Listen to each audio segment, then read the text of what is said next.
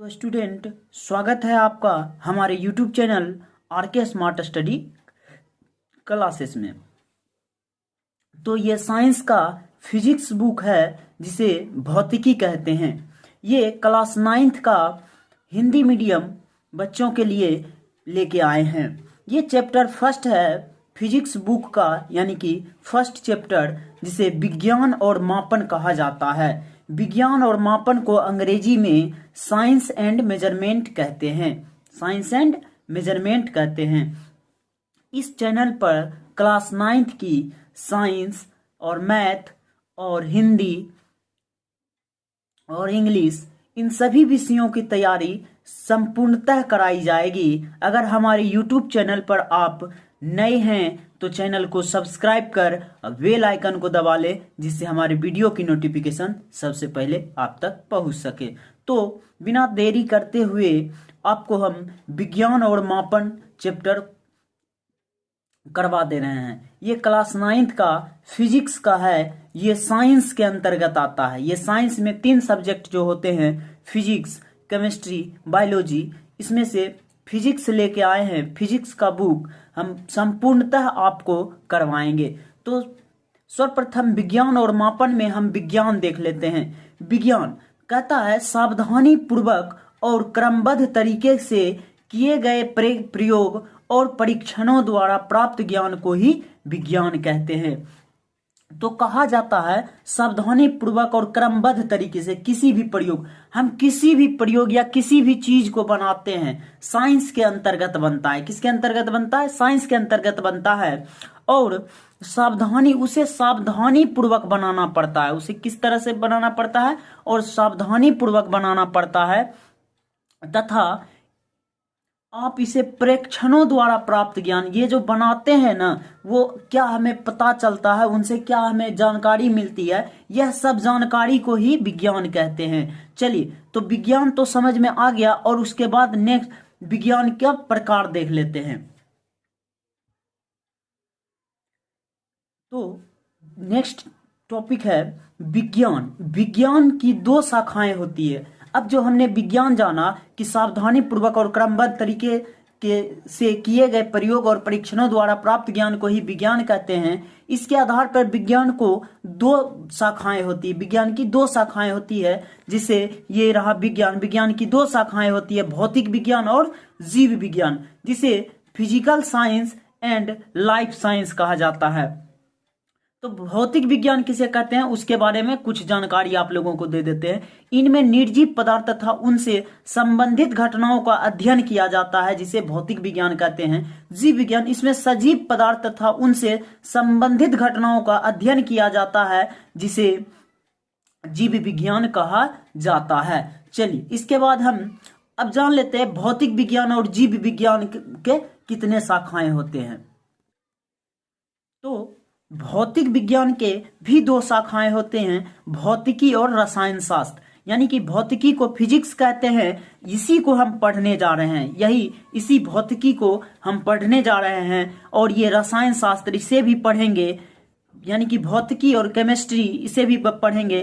और जीव विज्ञान को, यानी कि लाइफ साइंस को भी दो पार्ट में बांटा गया है, जिसे वनस्पति विज्ञान कहते हैं और प्राणी विज्ञान कहते हैं। इस सभी के बारे में हम इस चैप्टर में आपको एकदम आसानी पूर्वक बताएंगे, एक एक पॉइंट को क्लियर करवाएंगे। आप एकदम वीडियो को ध्यान से देखें और कलम कॉपी लेके बैठ जाएं और नोट भी बना ले, जिससे कि आपको कभी भी प्रॉब्लम ना होगी। चलिए आगे देख लेते हैं। तो हमने विज्ञान के बारे में जानकारी एकत्रित कर लिया। अब इसका विज्ञान और मापन, अब मापन के बारे में हम आगे बता रहे हैं, उन्हें देख लेते हैं। अब देख लेते हैं मापन किसे कहते हैं। मापन यानी कि मेजरमेंट कहते हैं किसी अज्ञात भौतिक राशि की तुलना किसी मानक राशि से कर उस भौतिक राशि की माप अज्ञात करने की क्रिया को मापन कहते हैं। कहने का मतलब, किसी भी अज्ञात, मान लेते हैं किसी हमें कोई चीज है, यानी कि कोई वस्तु पड़ा हुआ है, उसे हम माप कर उसकी राशि को तुलना करते हैं, यानी कि वह किससे मापा जाएगा, उस सब चीजें मानक राशि के, उस भौतिक राशि की माप क्या की जाती है, जिसे हम क्या कहते हैं, मापन कहते हैं। पैराग्राफ किसी भी भौतिक राशि की माप को व्यक्त करने के लिए निम्नलिखित दो पदों की आवश्यकता होती है। एक प्रथम जो होते हैं मापक मात्रक, जो सर्वमान होते हैं, जो सर्वमान मतलब कहने का मतलब हर जगह इसे माना जाता है। एक होता है संख्यात्मक मान, एक होता है संख्यात्मक मान, यानी कि माप में मानक मात्रक यानी कि शामिल हो, उस माप में मानक मात्रक जो उसमें शामिल होते हैं उसे क्या कहा जाता है, संख्यात्मक मान। यानी कि मापक मात्रक होते हैं जो सर्वमान होते हैं, सभी लोग मानते हैं। इंटरनेशनल मापक इसे ही कहा जाता है, इंटरनेशनल मापक इसे संख्यात्मक माप में मानक मात्रक शामिल हो। अब इसमें कुछ विशेष बात देख लेते हैं। कहता है इस प्रकार के भौतिक राशि को निम्नलिखित प्रकार से व्यक्त किया जाता है। जैसे भौतिक राशि x equal to N U, जहां एन जो है मापक की संख्यांक है और यू जो है मात्रक यानी कि नंबर संख्या, एन जो है नंबर है और यू जो है यूनिट है।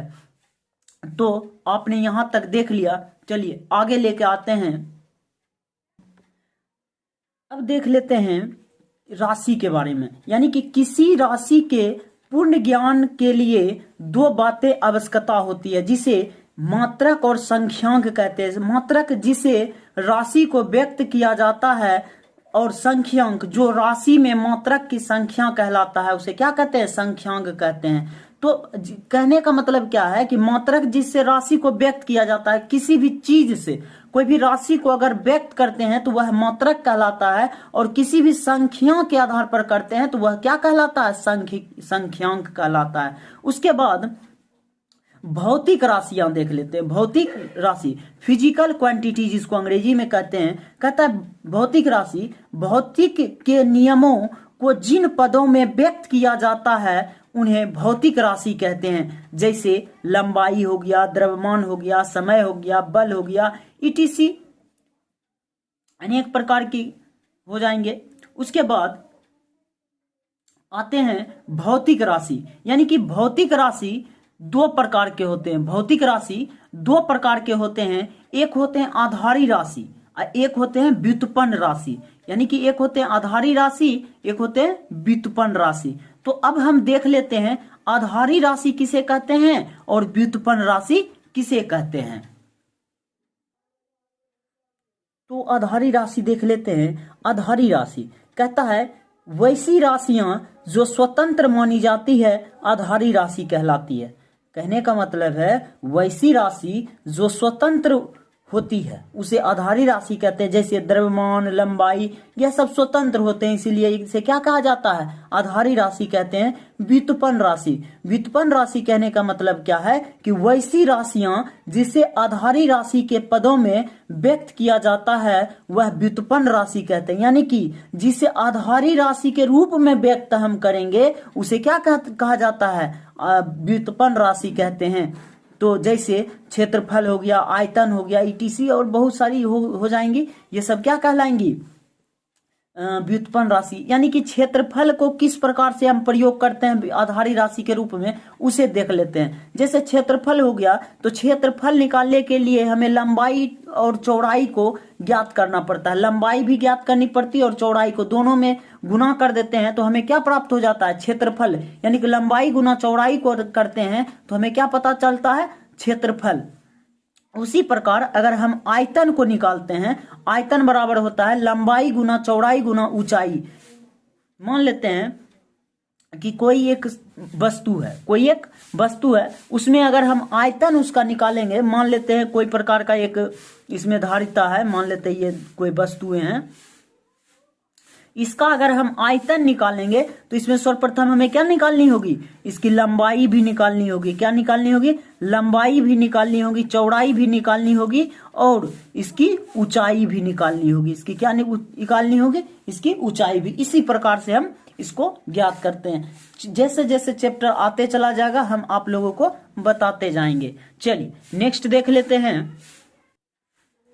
तो इसमें कुछ नोट देख लेते हैं। नोट कहता है लंबाई, चौड़ाई, ऊंचाई आधारी राशि कहलाते हैं। इस ध्यान से देखना है, लंबाई, चौड़ाई, ऊंचाई और आधारी राशि कहलाते हैं यह सभी। उसके बाद आधारी राशि के मात्रक आधारी मात्रक तथा व्युत्पन्न राशि के मात्रक व्युत्पन्न मात्रक कहलाते हैं। यह सभी आप लोग एकदम ध्यान पूर्वक याद कर लीजिए, आपको एग्जाम हॉल में ऑब्जेक्टिव के रूप में मिलने वाली है। उसके बाद वह मात्रक जो किसी अन्य मात्रक पर निर्भर नहीं रहता है उसे आधारी, फिर से देख लीजिए कि वह मात्रक जो किसी अन्य मात्रक पर निर्भर नहीं करता है उसे क्या कहते हैं, आधारी मात्रक कहते हैं। जैसे हो गया लंबाई, लंबाई किसी पर निर्भर नहीं रहता, द्रव्यमान किसी पर निर्भर नहीं रहता, समय किसी पर निर्भर नहीं रहता, विद्युत किसी पर निर्भर नहीं, धारा किसी पर निर्भर नहीं रहता, ताप किसी पर निर्भर नहीं करता है।